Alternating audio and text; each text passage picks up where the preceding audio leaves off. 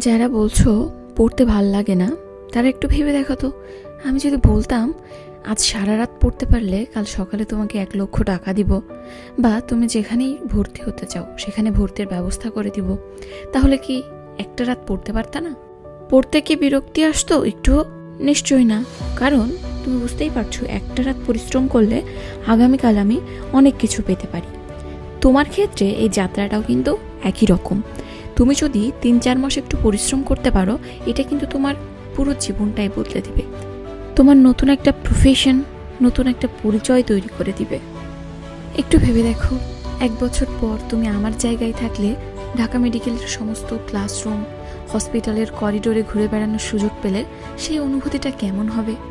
সেই অনুভূতির কথা ভাবলেই তো দিনের পর দিন টেবিলে বসেই থাকতে ইচ্ছা করে। আমার সময় আমি শুধু সিনিয়র ভাইয়া আপুদের দিকে তাকাইতাম এবং খুব ইচ্ছা করতো তাদের মতো হতে।